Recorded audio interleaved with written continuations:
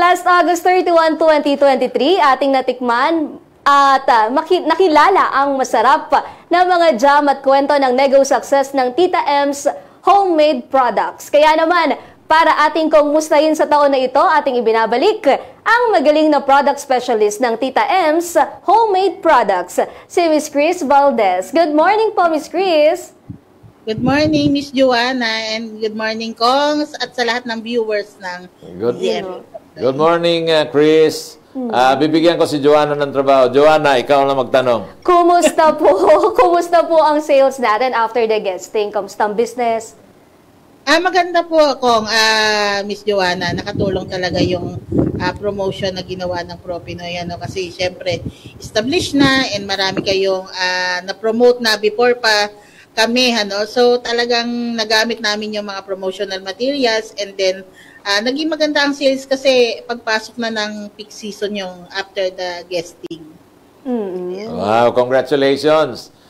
Sana talagang buong Pilipinas na masusuplayan natin. Pwede na Kong kasi na kami, confident na kami mag-supply kasi nga may mga CPR na ng FDA, yung mga jams, curds at gourmet in oil. And then this quarter, first quarter ng 2024 ay maglo-launch na rin kami ng dressings.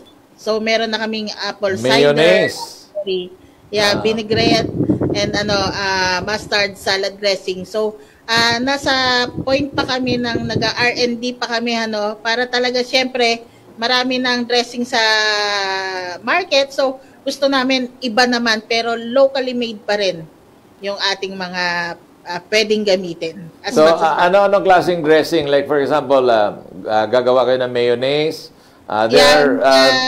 May mayonnaise, may Japanese mayonnaise. Mahal ang Japanese mayonnaise, ha? Susubukan po namin, Kong. Pero ngayon, ang naka-line up is apple cider dressing, raspberry vinaigrette, saka mga mustard salad dressing. So, titignan namin kung kaya namin ng Japanese dressing. Ito yung mga liquid na dressing, like vinaigrette. So, hindi kayo nag-emulsify. Kagaya ng mayonnaise. Pwede naman namin i-explore yun, Kong. Hindi naman kami... Tuturuan ko kayo kung paano gawin yon. Thank you, Kong. Thank you.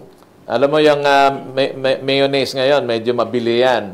At saka yung tawag nito, tinatawag na Japanese mayonnaise. Ang Japanese mayonnaise, sobrang mahal. I think, aabot ng 1 liter nila, aabot ng 1,000. Wow. Ganyan kamahal kasi mga 60% ang soya oil dyan. Napakamahal ng soya oil. Di ba? At may mga bagong emulsifier ngayon. Dati ang ginagamit na emulsifier ay yung egg yolk. Yung egg emulsifier, powder yon. Ini-import pa yon. Ini-import. May gumagawa rito, somewhere in Tarlac or Pampanga, pero it's not as good as the imported one. Saka hindi po mass production. Ini-import. Pero may mga bago na mga labas ang US na mga tawag nito, organic din, na magandang emulsifier. Sige. Kung gusto mo talaga ng ganon, like for example, tartar sauce. Yes, for the diba? Calamares. Tawag nito for calamares and then fish. Tapos gusto mo talaga ng mayonnaise. Both yung American mayonnaise at saka Japanese mayonnaise. Pwede naman. All you need is a colloid meal. Yung high shear ang mixing talaga para nang sa ganon ay with the emulsifier, magmi-mix yung tubig at saka oil, magiging parang emulsion. Yes. Pandagdag produkto. Ayan, malaki ang volume kasi noon Malaki ang volume. Kasi lahat ng restaurant gumagamit talaga ng mayonnaise. Yes. Lahat ng restaurant, whether it's Japanese, Chinese, Filipino, gumagamit an American, European, they really use a lot of mayonnaise. But sa ngayon, ano-ano pa yung ibang mga produkto natin? Sa mga jam, anong pinaka-popular mo na jam? Ayun po, yung mga local natin yan, like yung mga pineapple, strawberry jam, strawberry pine nuts, saka yung mga banana macadamia kasi tayo lang yung may mga gano'n na na jams, yung mga banana macadamia, mango, yung mga seasonal na fruits natin, pineapple. So Yun po yung mga, halos lahat po kong depende po, pati curd, gusto-gusto po ng mga nasa hotel and restaurant. Mga marmalade. Ayan. Alam mo mga favorite ko na jam, marmalade. Guava jam. Wala kang guava jam, ha? Yun po, isasama pa rin po namin yun kasi dahil sa nangako ka advice sa akin na gagawa ka ng Guava. guava jam at papadalhan mo ako rito ng sample. Hanggang ngayon, wala. Napapako na yung pangako mo. Miss Chris. Pagdadala kami yan, once na perfect na namin ko. Ayan. Yung mga gourmet naman po natin, ano-ano? Yes, yung gourmet tuyo po and bisugo. Bisugo. Actually, malakas po yun lalo na nung Christmas season kasi pang regalo. So, pinapartner namin isang jam or isang tuyo. So, maganda naman po yung naging sales in God's grace po. O, wala kang tuyo. Bisugo lang. Meron po. Meron po tuyo sa kabisugo. Oh. Hindi mo sinubukan yung galunggong? Hindi pa kong.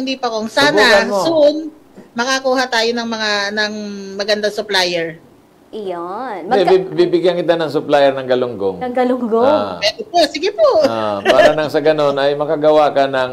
kasi ang galunggong talagang ample, maraming supply yan eh. Mumura nga daw kung mumura daw po this coming week. Sabi ni ating DA-Sec Tio Laurel Jr. Well, he should know kasi galing siya dyan sa Galing siya. industriya na yan. Yes. Nasa 130 to 150 pesos daw po. Biruin mo yung galunggong noon, it's the poor man's fish.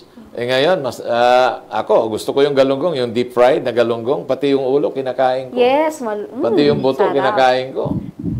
Pag kinain mo kasi daw yung Ulo. ulo at saka it's a good source of phosphorus Wow. and calcium. Yes. Kaya kinakain ko talaga yon, walang tinatapon. Try natin yan, Miss Chris, yung galunggong. Yes po. Thank you sa tips. Meron daw po kilala si Ikaw na supplier. Meron. At saka yung tinatawag na mackerel. Subukan mo yan. Opo. Mga Sana mackerel. meron Ito yung mga din. ini-import natin eh. Mackerel, yung tawag nito yung galunggong. Pero in mass. Talagang by containers pag dumating. Isipin mo, isda, ini-import na natin. And we are supposed to be rich in fishing ground. Dahil archipelago tayo, dapat Yes. dito yung isda nagtatambay. Ang problema, pag naligaw doon sa West Philippines Sea, Kanila hinuhuli ng mga inchik. Kanila daw. So, pagka nahuli nila, ibabalik nila sa atin, sa Pilipinas. May bayad. Pag tinanong mo naman yung galunggong, Tagalog Ay, eh. Tagalog magsalita. Oh my God. Ayan, Miss Chris. Para po sa mga hindi nakanood nung ating last guesting, magkano po ba ang ating mga produkto at saan mabibili? Okay po, ang ating mga gourmet tuyo ay nasa 160 po and then yung mga jams natin starts at 185 po. And meron tayo sa mga Otop Hub ng DTI and mga Go Local. Yan. Ayan. Lahat ba ng auto po sa probinsya lang nyo? Selected.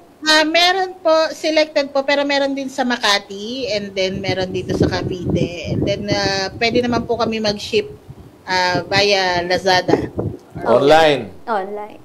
Yes po. Sa online. Ayun, at least tikman nyo yung Tita Ems. Tita N's Jam at mapapajam ka. Oh, yun. Ayan. Magpapajump sa sarap. Tita N's, yung guava jam Yes, Kong! May mga Sasama namin yun sa dressing. Okay. May mga bazaar po ba na atendahan ngayong taon?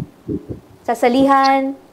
Meron po, meron tayo mga naka-line up na mga sasalihang bazaar. Mag-start po tayo ng mga bandang June. Yan po. Yung May, yung IPEX po. International Food Exhibit. And then meron kami mga bazaar this coming month for the Chinese New Year and Valentine's. Yan. Ayan. Hindi ka rin gumawa ng ibang mga flavors na jam, like for example yung ubi jam or langka. Hindi na Kong kasi ang ubi jam, bigay na natin yun sa Baguio. Talagang masarap. Iba talaga ang ubi nila. And then, magko-concentrate na lang tayo sa fruit. Ayan, guava. Mas okay pa. Yun. So, para din hindi masyadong marami, especially bawat products natin, kailangan nating i-register to FDA. Then for purposes of export, like for example, yung jackfruit, di ba? Yun, pwede po, yun. Magawa Pwede ka rin ng Filipino indigenous fruits. Isa na yung langka. Tapos yung tawag nito, kaya lang walang supply masyado yung duhat, jam. Guava. Yan. Pwede mong gawing jam yung guava. Ano pa ba? Guyabano. Para magiging curious yung mga foreigners. So, what kind of jam is this? Pwede po. Tignan natin kung... Gumawa ka ng Filipino selection. Pineapple kasi international na yan eh. But of course, indigenous pa rin sa atin. But ang mga produkto talaga na, ang mga prutas talaga na indigenous, yan, guava, guyabano, at saka yung jackfruit. Santol, hindi ba? Santol, masarap din yung santol. Kaya lang wala masyadong nagmamass produce ng santol. Nalalaglag lang yun sa mga... So, yun lang, yung tatlo na yun, okay na yan. Tapos, lagyan mo ng pineapple. So, isang set na yun ng Filipino selection. Yes, thank you kong sa tips. Okay. So, can you invite our viewers and listeners na tangkilikin yung Tita M's Jam? Yeah, sa lahat po ng viewers at mga followers ng ProPinoy, Tita M's homemade products po. Meron tayo mga jams, curd, and gourmet tuyo, dried bisugo, and gourmet tuyo. So sa lahat ng mga gusto mag-reseller at distributor, open po kami. Just message us sa page po. Ayun. Okay, thank you so much. Thank you very much. Thank you so much, Miss Joanna and Kong. Maraming salamat po and sa lahat ng staff ng ProPinoy. Okay, ayun. Morning. Si Chris Valdez. Valdez. Talagang masarap yung jam niya.